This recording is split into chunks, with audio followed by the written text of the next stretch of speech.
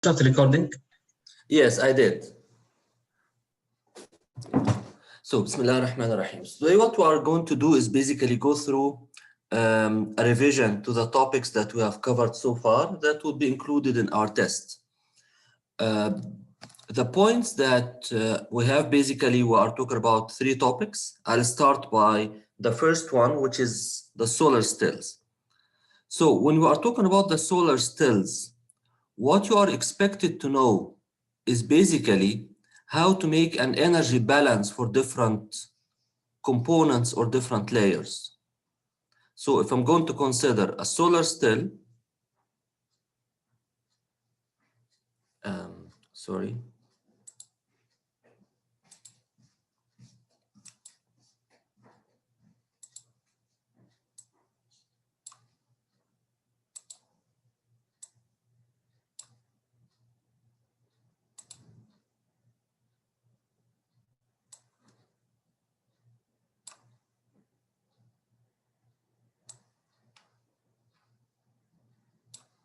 So we have a solar still and we have some water in.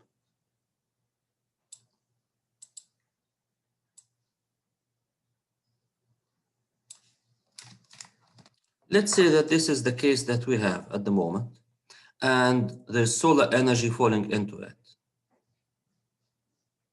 I think I need to get into the draw, which is essentially G. Then we are basically talking about energy balance.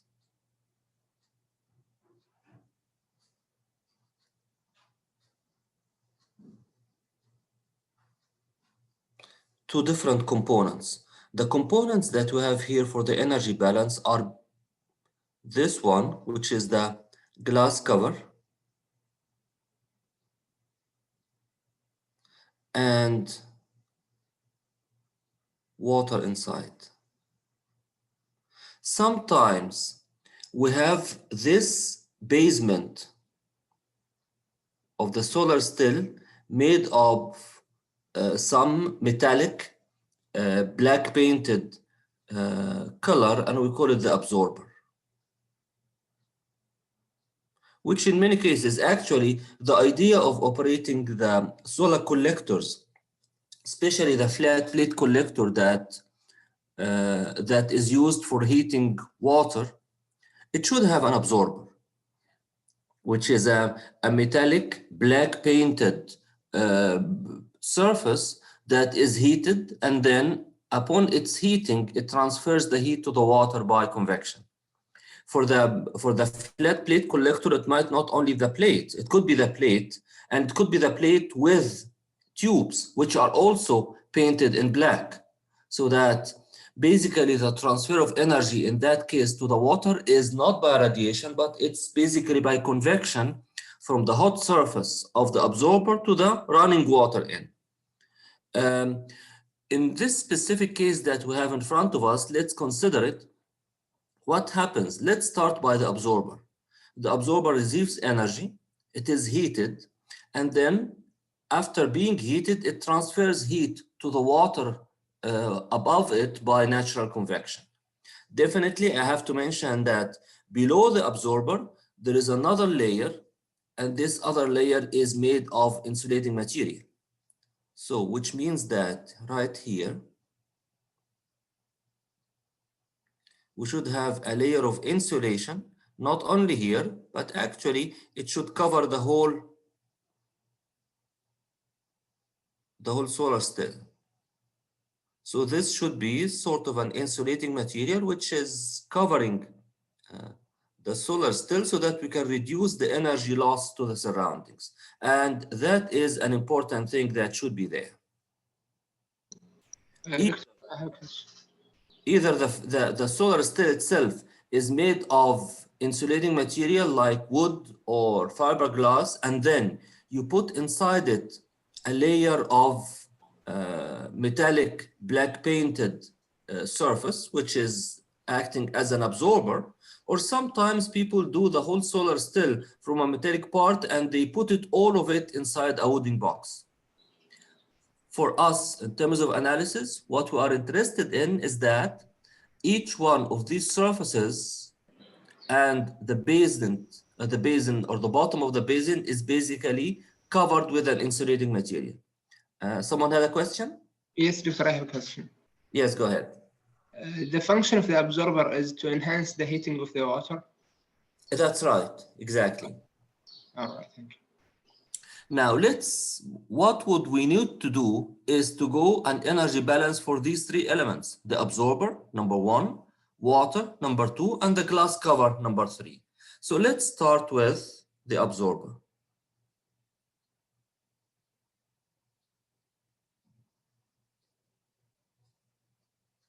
It's a plate, so I'm going to call it the absorber plate. The equation that we are going always to apply for each one of them is the first law of thermodynamics. That is the rate of energy in minus the rate of energy out is no storage, of course. So this is equal to the rate of energy stored. No generation, I'm sorry.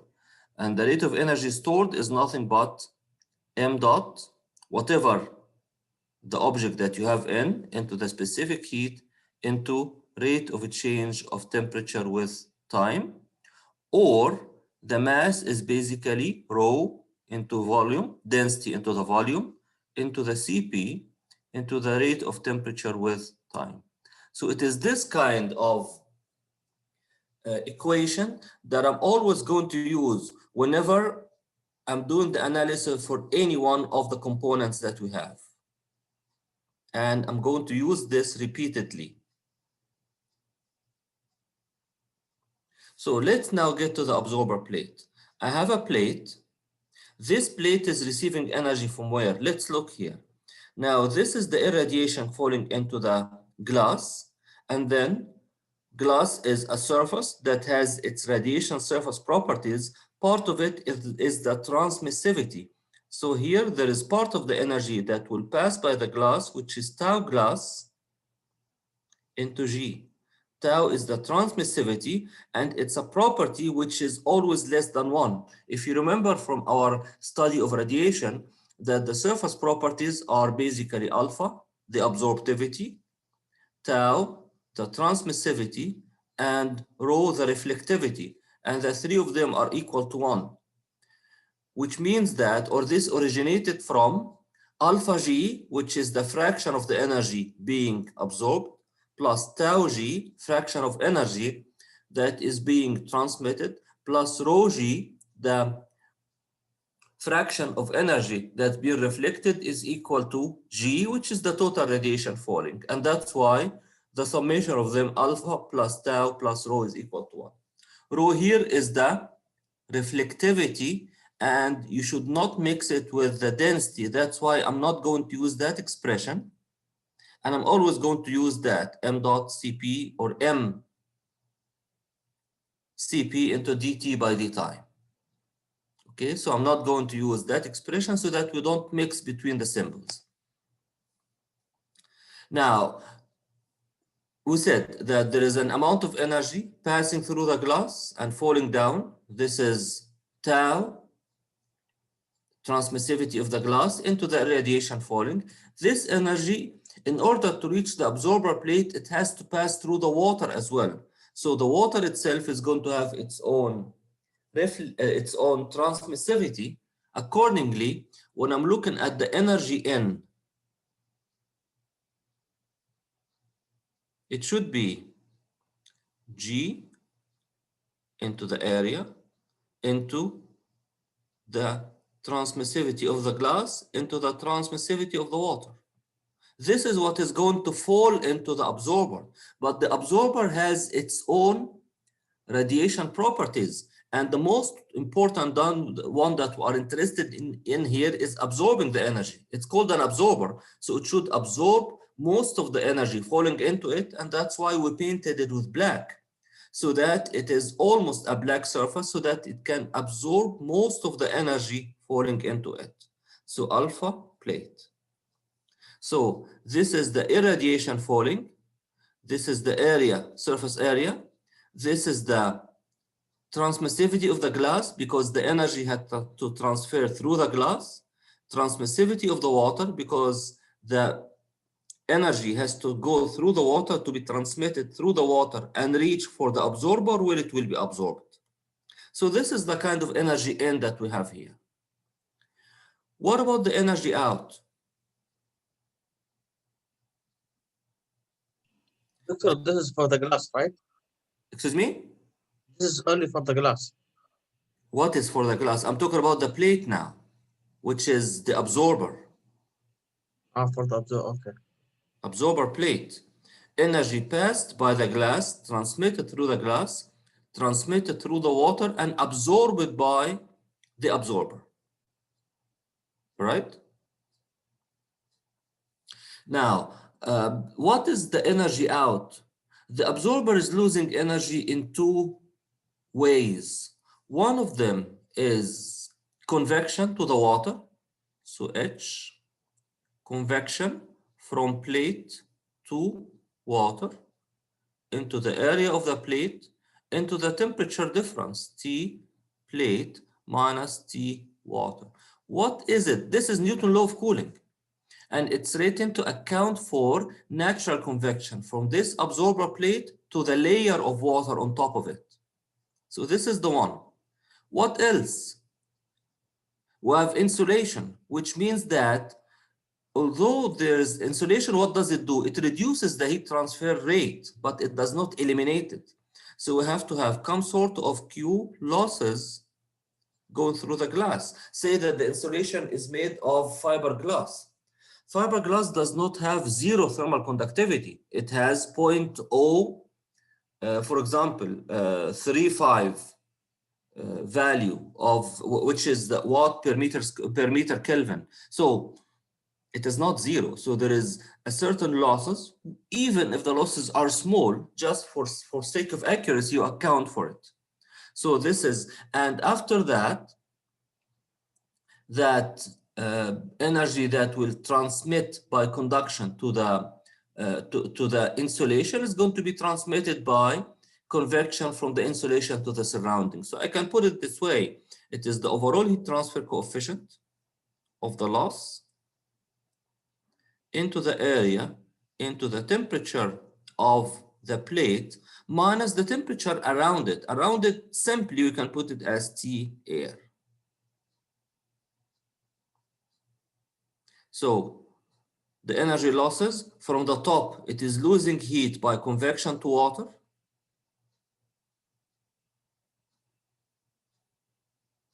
And loses heat through insulation.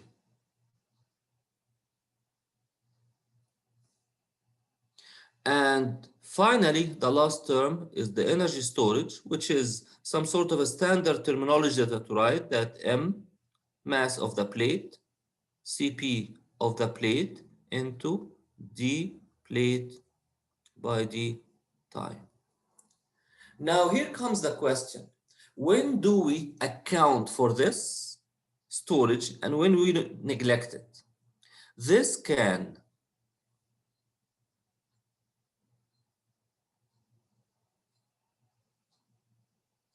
neglected if the mass is too small or the thickness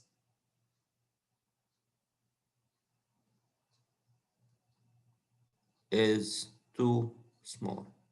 So if I find, for example, that you have a question and it is said that you have a thin plate, then this is a sign that, yeah, because it is thin, then it does not store energy, and accordingly, you can neglect the storage term. The same thing applies for the glass. If the glass is thin glass, then you can neglect the storage term. Otherwise, if you want to be meticulous, if you want to be very accurate, then you would include the storage term. I'm talking about the general terminology. So this is the kind of energy in that comes in from radiation. This is the kind of energy out, convection to the water and conduction, and then convection to the air through the insulating material. And finally, energy storage.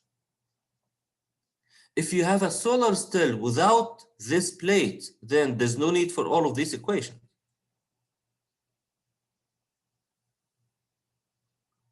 Is that clear? You have any questions? So, doctor, if there are no absorber, then the heat out from the water. The heat out from the water is going to be this kind of loss, which means that this is going to be T water minus T air through an overall heat transfer coefficient. I'm going to talk about that when we write the energy balance for the water. I will tell you what if there's no absorber, what we are going to do with the water. But normally, for effective operation of these units, we tend to add an absorber. Anyway, if it does not exist, then when we write the equation for the water, I will tell you what differences will it make. Now I'm going to erase this part of the absorber plate, and then we write the balance equations for the water.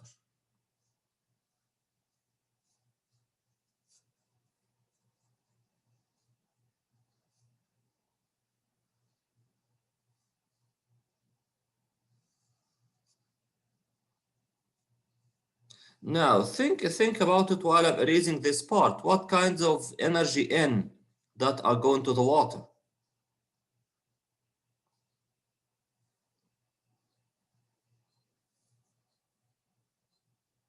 We have water, which is stagnant there, which is this layer. This layer is receiving energy from the solar radiation which is coming. So there is irradiation coming from the sun into the surface area of the water, into tau glass, because it has penetrated through the glass, is transmitted through the glass. Water is going to absorb part of the energy, so have absorptivity of the water.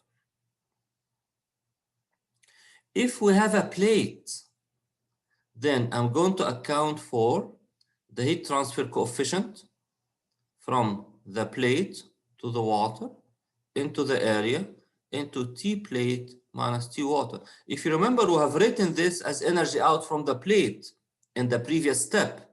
Now this energy is going to the water. So when I'm taking the water as my control volume, this is kind of energy in. Suppose that there's no plate, then this whole expression would not be there. So this is the first thing. If there's no plate, then there's no transfer of energy from the water to the from the plate to the water. So this is the energy in. What about the energy out? Water is leaving energy to the top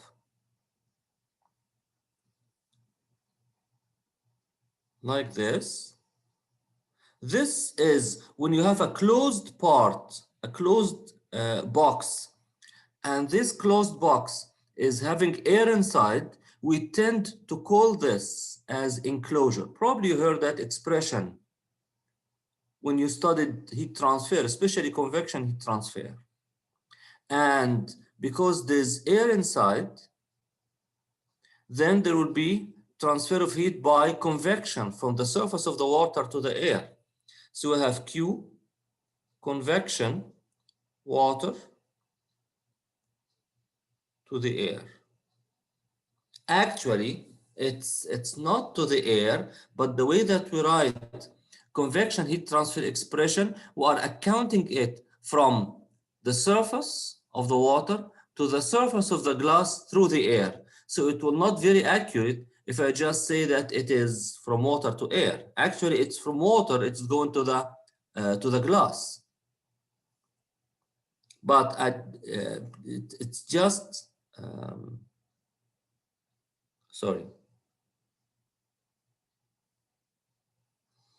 So this is convection from the water. Actually, because it's a natural convection in enclosure, so it is going to be from surface 1, which is the surface of the water, to surface 2, which is the surface of the glass. So I can put it like this, from water to glass. Plus Q, radiation from water to glass. Is that important to put radiation here? I know that for the solar stills, it is making use of the greenhouse effect, which means that energy falling into it through the glass is going to penetrate through the glass because the glass is transparent to short wavelength radiation, like solar radiation, but it is opaque to long wave radiation. So what I have inside is long wave radiation. Why long wave radiation? Because it is associated with relatively low temperature, which means that there's no energy that will go out the solar stills. Yes, but inside the solar stills, there's still energy going from the water to the glass. And this energy is by radiation. Why did I write it? Why it's not neglected? Because the mode of energy which is associated to it is natural convection. I can neglect radiation if it is coming from a low temperature source, relatively low temperature source, and I have forced convection. But if I have natural convection, I cannot neglect the effect of radiation. It is small, yes, but the natural convection itself is small as well. So they are basically in the same order of magnitude. In some cases, as you have seen previously when we talked about the solar stills, the value of Q radiation can be even higher than the value of Q convection here. For convection, it is characterized by small heat transfer coefficient. So Q convection, Q radiation, and Q evaporation. These are the energies that are leaving the water. And why I'm changing the color? Because this is based on a condition, Q loss. If I do not have a plate, then water will be losing the energy to the surroundings here. In addition, there is kind of losses from the water to the surroundings from the sides, but this is something that I can safely neglect it because the layer of water is not, depth of water is not big. Accordingly, this distance is something like 1 centimeter or 2 centimeters. So that does not really make a big surface area for convection to occur. But you can consider it if you wish. So that's something that you can consider. It will not be an error if you neglected it because the area is small. So the Q loss through the walls, and it will be also through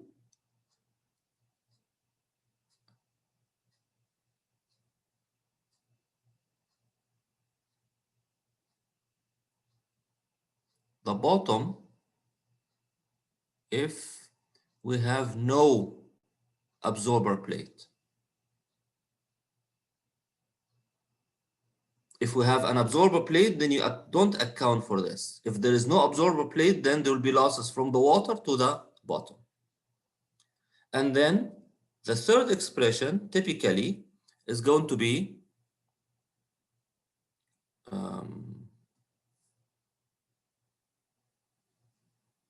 energy storage, the standard expression M water, Cp water, dt water by d time. So this is the energy balance for the water. Any questions? Doctor, I have a question. Yes. An energy in the part of each plate to water. Yes. How exactly it comes? How water absorb energy from the absorber plate? You have when you are heating water in a container. Suppose that you put a container on the stove and you put water into it. How does water heat? The container is basically metallic. I'm talking about أي وعاء من أوعية الطبخ اللي موجودة عندك في المطبخ. When you put water in and you put it on the stove, تحطه على البوتاجاز على الرينج على الجاس range, what will happen? Water is going to be heated and then it will boil. How it will boil? Because it is receiving energy, it is not connected directly to the fire, but the water is inside the containers. So the container walls are going to be heated first and then heat will transfer to the water inside. How it will transfer to the water inside? Basically, it's conduction and convection. Conduction is too small compared to convection, or if you are going to come up with the definition of convection as it is conduction between the fluid particles and advection. So this is what happens, and it's natural convection because water is not moving. So you mean the capital G here is goes No, through the capital G is what is coming from the sun. This is irradiation. But HP into the area into TP minus T wall, this is basically convection, natural convection from the hot plate to the water. The plate has an absorptivity higher than the absorptivity of the water, which means that the plate is going to be heated to a higher temperature, and then it will transfer its heat to the water. So the solar energy is heating the water, and it is heating the plate more effectively. Then the plate, when it gets heated, it's going to heat the water. Is it clear, Hamad? yes, good. Okay. Now, after this, we are going to move to the third component here, which is basically the glass cover. So I'm going to take this out again and get to the glass cover. And again, we'll be looking at what are the energies in and what the energies out from the glass. And actually, we find that when we are moving from one unit to the other, there are some things that are repeated, like energy out from the plate is going to go to the water. Energy out from the water is going to go to the glass. So that's why we solve it as a system of equations. So here we are talking about glass cover.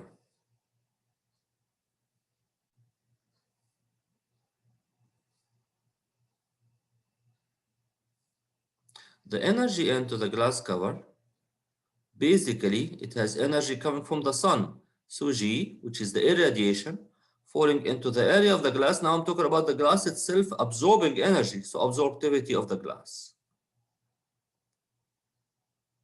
Plus, what else the energy, whatever energy leaving the water, it will fall to the glass. So it will be Q, convection, water to glass, the same expression that we have written before, Q, radiation, water to glass, and Q, evaporation from the water. So this is the kind of energies into the glass. The energy out, it will be basically Q, convection to the air, and Q, radiation to the sky. Which by sky here, I mean all the surroundings, whatever the surroundings that energy leaving the glass will fall in. Any surfaces surrounding it, then we call it either the surroundings or the expression used to be the sky. And the sky temperature is usually T of the air outside. Some references write it as -6, some other references write it as -11, whatever. This is going to be expressed, radiation here and here are going to be expressed in terms of Stefan Boltzmann law. Convection is going to be expressed in terms of Newton law of cooling. Whatever is coming to the glass from the water, this is by natural convection.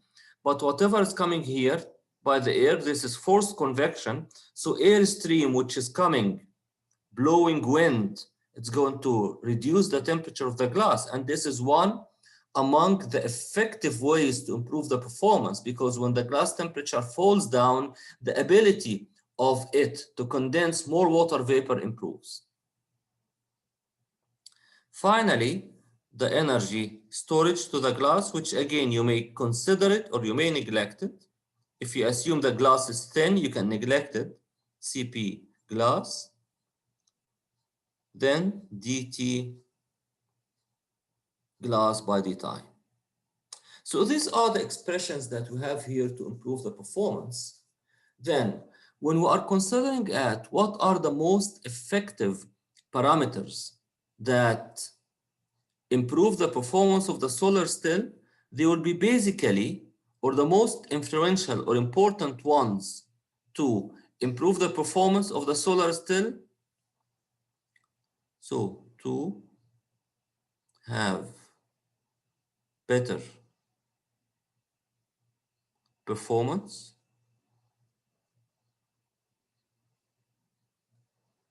the most two influential things here is to have less water. Reduce the quantity of water here. So it will be heated effectively, and definitely the performance is going to be better. And then effective cooling of, effective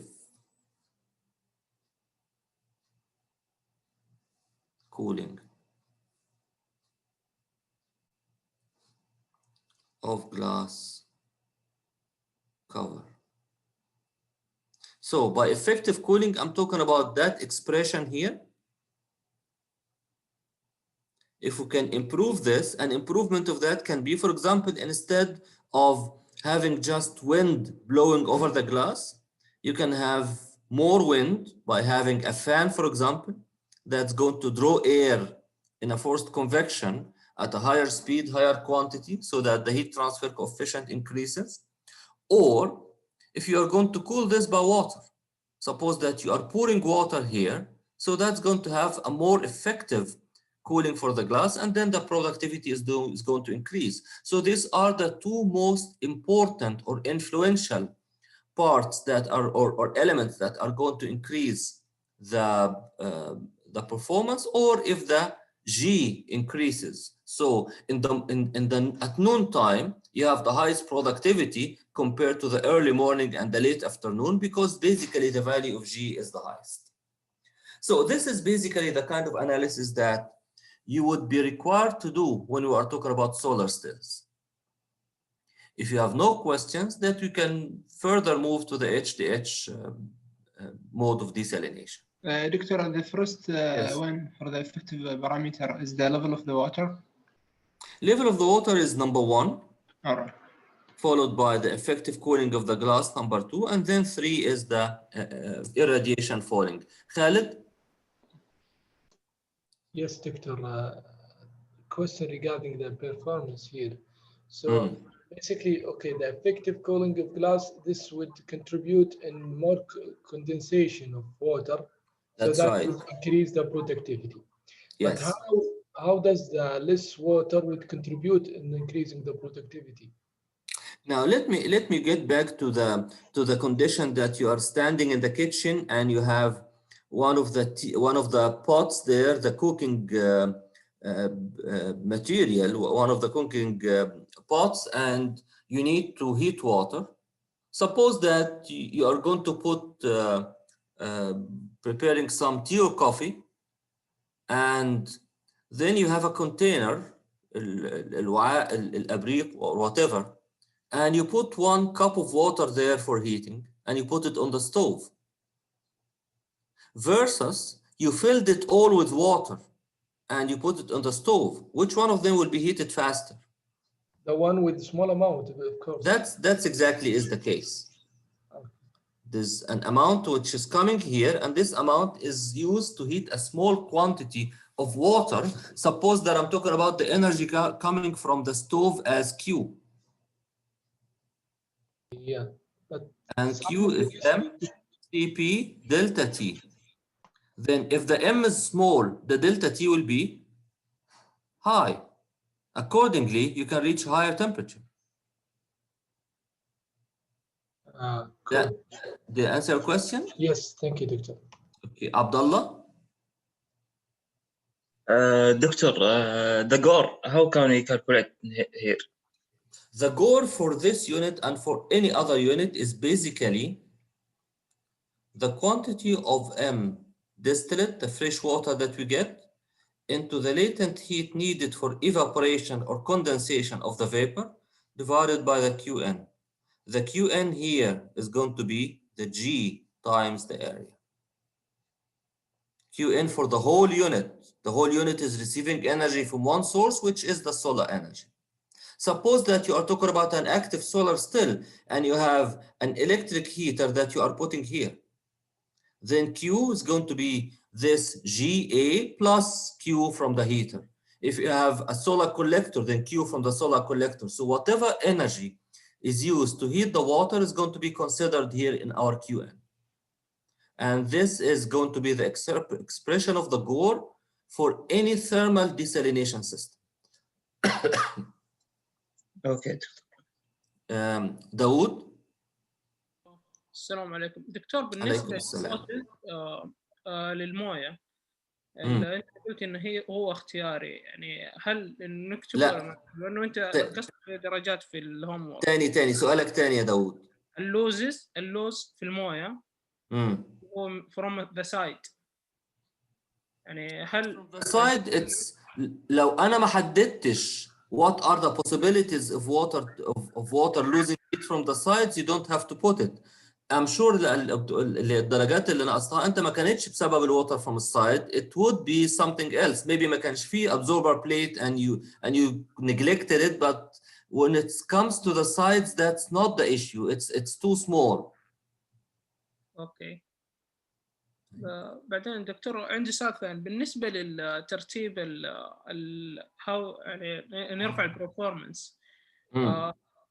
على حسب الكويز كان عندنا حاجة إضافية اللي هي إضافة لون للموية. نعم. عند المسافة بين الجلاس والواتر. نعم. ممكن تعيد ترتيبها لينا يعني عشان عندي confusing شوية فيها. طيب في الحالة دي بعد الثلاثة دول after the less quantity of water, high heat transfer coefficient by convection to cool the glass, radiation higher or lower, number 4, it will be coloring the water, because you are going to color the water with dark dye, and accordingly it is going to have higher absorptivity. And finally comes the distance between the surface of the water to the surface of the glass, because this is going to affect the convection heat transfer coefficient from water to the glass, and the contribution of this term is small anyway. So any enhancement here is not going to be significant. اوكي. طب اخيرا دكتور في برضه اللوزز اوف واتر نحن ما كتبنا الكيو فروم كونفكشن، كتبناه اللي هو بالنيوتن لو. هل المفترض دائما نكتبه بنيوتن لو والعادي لو كتبناه كيو فروم واتر؟ If I requested it to be written in details, for example, write expressions of the heat transfer rates, then you can write it in Newton law of cooling. If I don't request it, then it's fine. Okay, thank you.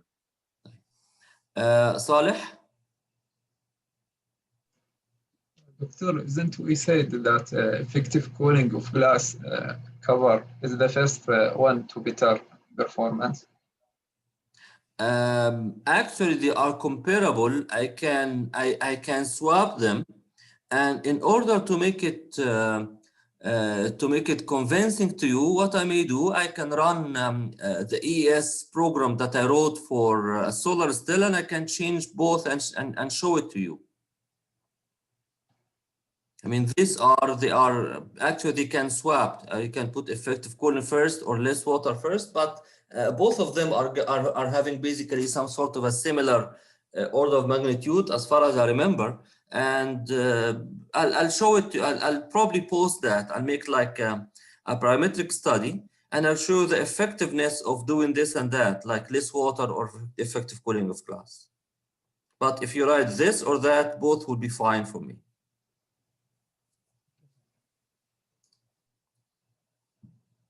Okay, now we can move to the next mode, which is basic, or the next technology for desalination, which is basically going to be talking about HDH, or humidification, dehumidification, desalination. In humidification, dehumidification, desalination, the kinds of analysis that will be exposed to is one of two things.